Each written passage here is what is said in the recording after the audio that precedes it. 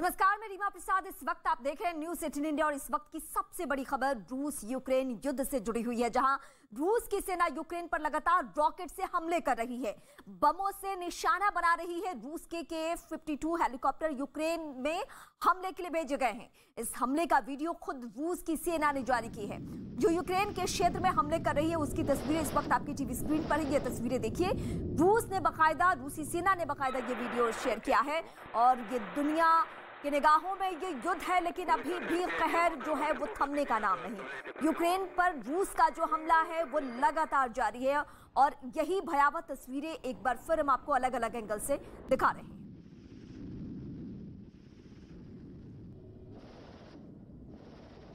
और युद्ध के मैदान से एक और बड़ी खबर आपको बता दें, ओडेसा पर रूस का मिसाइल से हमला लगातार जारी है। इस वक्त की यह बड़ी खबर, ओडेसा पर रूस की तरफ से मिसाइल से अटैक किया जा रहा है। लगातार धमाकों से ओडेसा दहल गया है। मिसाइल से यह अटैक वहां पर किया जा रहा है। तो लगातार युद्ध के 39वें दिन रूस की सेना ने यहां पर और भी ज्यादा आक्रामक रुख अपना लिया है। लगातार रूस जिस तरह से आगे बढ़ रहा है, तबाही और बर्बादी के निशान ही नजर आ रहे हैं। ये तस्वीरें तो हम आपको दिखा रहे हैं, ये यूक्रेन के ओडेसा की हैं, जहां पर आप देख सकते हैं किस तरह से नौसेना का ये मुख्यालय है, जिसे रूसी सेना ने निशाना बनाया है। रूसी रक्षा मंत्रालय के प्रवक्ता ने दावा किया है कि हमारा निशाना ओडेसा में बने तेल डिपो और ईंधन डिपो थे। यहां से यूक्रेनी सैनिकों को ईंधन की सप्लाई की जा रही थी। तस्वीरें आप देख सकते हैं किस तरह से मिसाइल अटैक के बाद आग की लपटें, धुएं का गुब्बार वहां पर नजर आ रहा है। रूसी सेना ने यह दावा भी किया था कि हमारा जो मेन टारगेट है वो तेल डिपो ही है, ताकि किसी तरह सेना की सप्लाई, जो यूक्रेनी सेना की सप्लाई है, उस चेन को ब्रेक किया जाए किसी तरह से। आप देख सकते हैं मिसाइल से ओडेसा में ये बड़ा अटैक वहां पर किया गया है और इस अटैक के बाद आप देख सकते हैं किस तरह से जो तेल का डिपो है वो वहां पर जलता हुआ नजर आ रहा है। मुख्यालय को भी निशाना वहां पर बनाया गया, हेडक्वार्टर जो है, और उसके बाद आग की लपटें और धुएं का गुब्बार लगातार वहां पर नजर आ रहा है। यूक्रेन और रूस के बीच पिछले 39 दिनों से लगातार जंग जारी है। ये दो तस्वीरें आप टीवी स्क्रीन पर देख सकते हैं। इन तस्वीरों को देखकर आप अंदाजा लगा सकते हैं कि किस तरह से इस युद्ध ने कितना भीषण रूप ले लिया है। रूस और यूक्रेन सेना के बीच लगातार भीषण जंग चल रही है।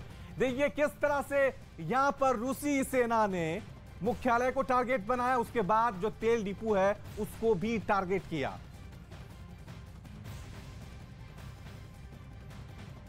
उधर तेल डिपो में लगी आग पर काबू पाने के लिए फायर ब्रिगेड को काफी मशक्कत करनी पड़ी। रूस के मिसाइल हमले के बाद लगी आग को काबू पाने में फायर ब्रिगेड के 13 घंटे तक कड़ी मशक्कत करनी पड़ी।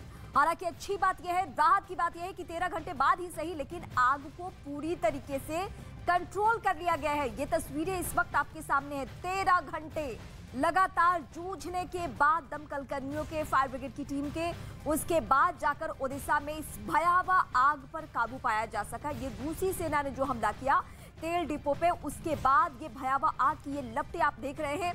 और ये लपटें अगर किसी इमारत तक पहुंच जाए तो कितनी क्षति, कितना नुकसान हो सकता है, आप खुद समझ सकते हैं। आसपास के इलाकों में भी भगदड़ की स्थिति, अफरा तफरी का माहौल हो गया कुछ देर तक, लेकिन 13 घंटे की मशक्कत के बाद आग को कंट्रोल किया गया।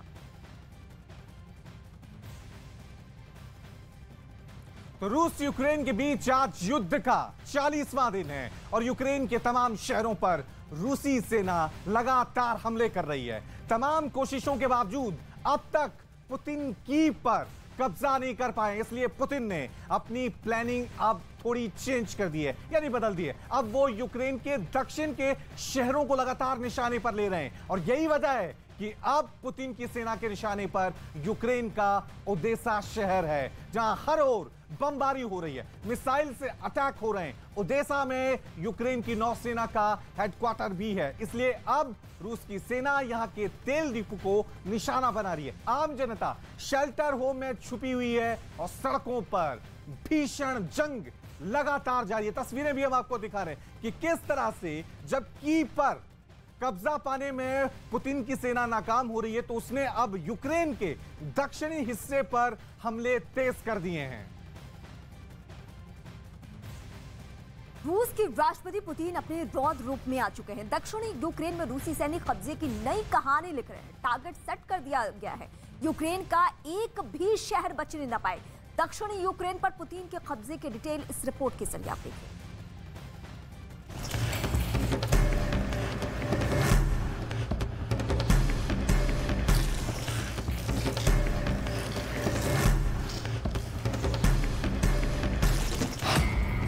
ये पुतिन का समंदर प्लान है। ये पुतिन की रेड आर्मी का आतंक है। ये पुतिन का टारगेट ओ है।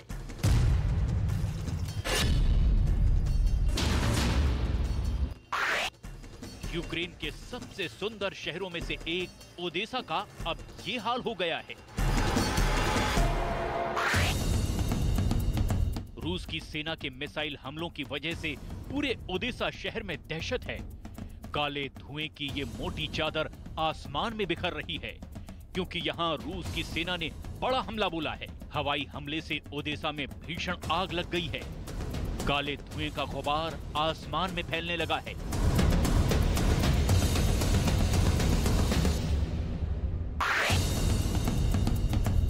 काले धुएं की मोटी चादर सिर्फ समंदर के किनारे बसे एक खूबसूरत शहर के ऊपर ही नहीं मंडरा रहा। ये काला साया या कहें स्याह अंधेरा ओडेसा शहर के लोगों को भी अंधेरी की तरफ ले जाने को मजबूर कर रहा है।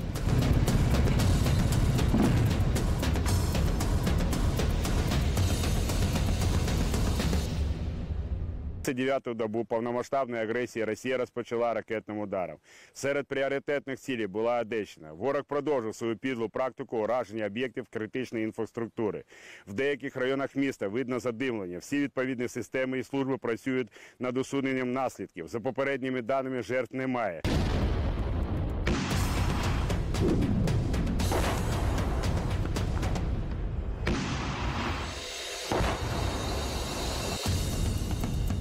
रूस की बमबारी से यूक्रेन धुआं-धुआं हो गया है।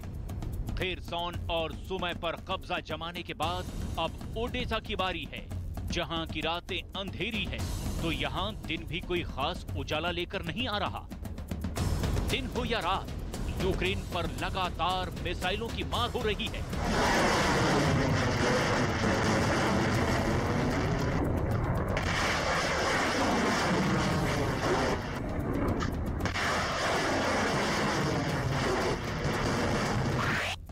जमीन कांप रही है तो आसमान धुआं-धुआं है। पूरा पश्चिम, उत्तर या दक्षिण, यूक्रेन हर तरफ से घिर गया है।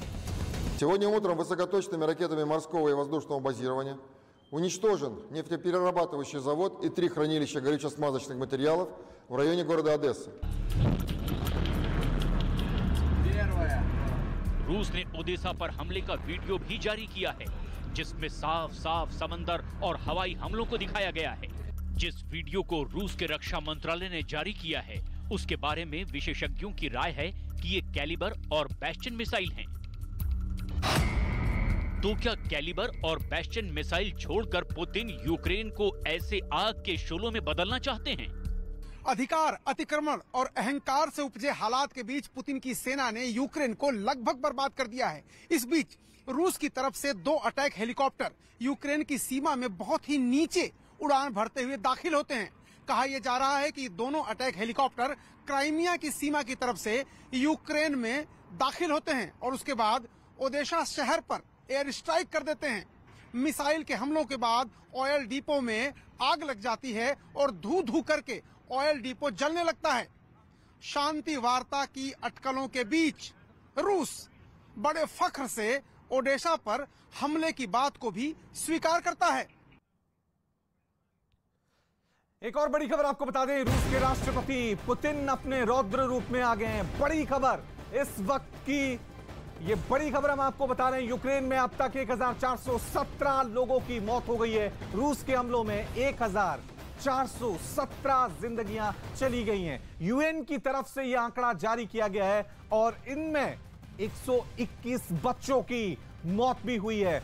जंग को 40 दिन हो गए हैं, जंग रुकने का नाम नहीं ले रही है और यूएन की तरफ से जो आंकड़े जारी किए गए हैं उसके मुताबिक 1417 लोगों की मौत इस भीषण जंग में हो गई है। और सबसे हैरान करने वाली बात कि इसमें 121 मासूम बच्चों की जान भी चली गई है और अभी तक कोई समाधान, कोई हार जीत इस जंग में निकलकर सामने नहीं आ रही है। 40 दिन हो गए हैं, रूसी सेना यूक्रेन के कई शहरों पे लगातार कब्जा कर रही है। मिसाइल, टैंक, बम, हर तरीके से अटैक किया जा रहा है। उसमें अगर किसी को सबसे ज्यादा नुकसान पहुंच रहा है तो वो है यूक्रेन का आम आदमी।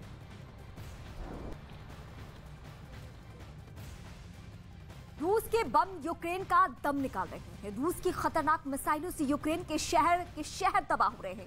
इस बीच रूस की तरफ से यूक्रेन के 4 बड़े शहरों की तरफ कैलिबर और बैस्टियन मिसाइलें छोड़ी गई है, जिनके निशाने में आया पूरा का पूरा इलाका तबाह हो चुका है।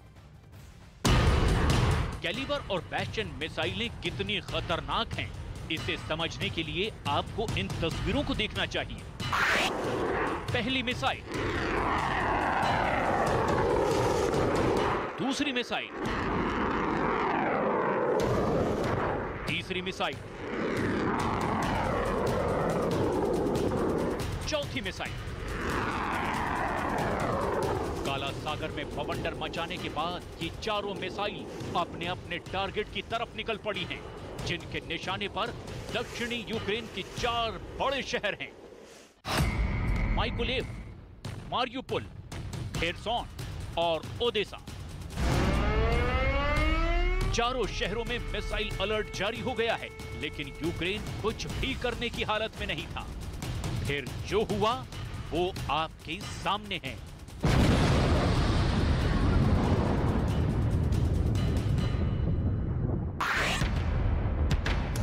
एक बार फिर देखिए, अगर आपको मिसाइल नहीं दिखी तो गौर से देखिए। हम वीडियो की रफ्तार धीरे कर देते हैं।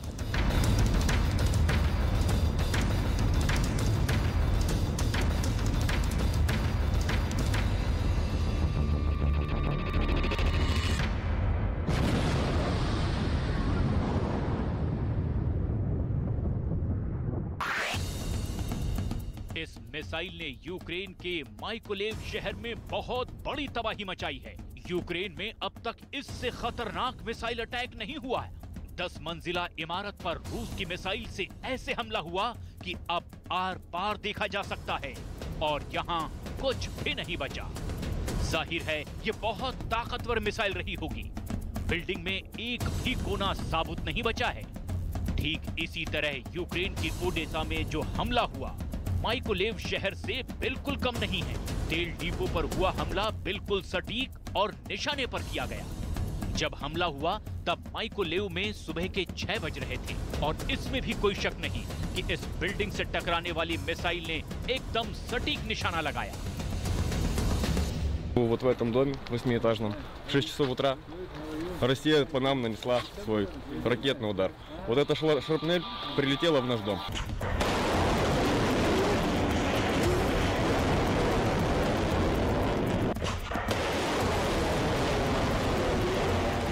जानकारों की माने तो रूस ने ओडेसा के तेल डिपो पर कैलिबर मिसाइल से हमला किया। Major parts of Ukraine and major cities of Ukraine within the first 3-5 days of their so-called special operation, as they call it.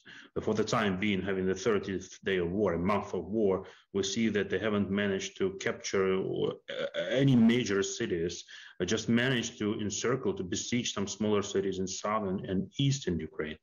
But even in those cities, they are not controlling the situation.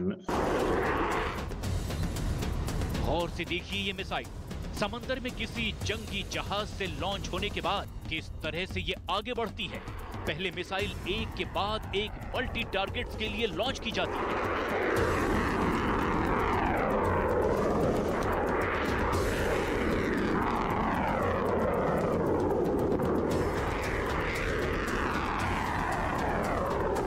अलग अलग category में इस missile की range 50 kilometre से 2500 kilometre तक है। इसके कई वर्जन हैं। ये मिसाइल लैंड बेस्ड लॉन्चर से दागी जा सकती है ये मिसाइल समंदर से भी लॉन्च की जा सकती है। एक बार लॉन्च होने के बाद ये मिसाइल ट्रांससोनिक से लेकर सुपरसोनिक रफ्तार तक अपने टारगेट की तरफ बढ़ती है और 3 मीटर के दायरे में सटीक हमला करती है। लेकिन इस मिसाइल की सबसे बड़ी खासियत यह है कि इसे ट्रैक करके मार गिराना आसान नहीं है, क्योंकि ये टेरन हैंगिंग मिसाइल है, यानी ये जमीन से कुछ मीटर की ऊंचाई पर ही उड़ते हुए अपने टारगेट पर पहुंचती है। ऐसे में समंदर की सतह से कुछ ऊंचाई पर ही जब ये ट्रैवल करती है तो इसे मार गिराना आसान नहीं होता। अपने टारगेट के करीब पहुंचने पर यह मिसाइल पहले एक दायरे में मंडराती है और फिर अपने टारगेट की सही पहचान करती है। एक बार टारगेट फिक्स हो गया तो फिर उस पर फाइनल अटैक के लिए बढ़ जाती है।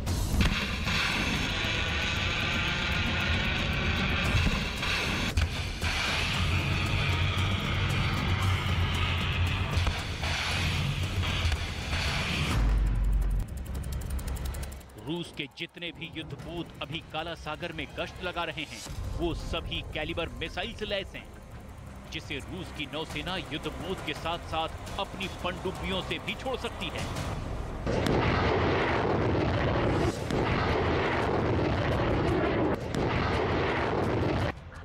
समंदर के किनारे बैस्टियन मिसाइलों का पहरा है। कैलिबर मिसाइल रूस की लंबी दूरी तक मार करने वाली मिसाइल है। ये बैस्टियन कोस्टल डिफेंस का हिस्सा है।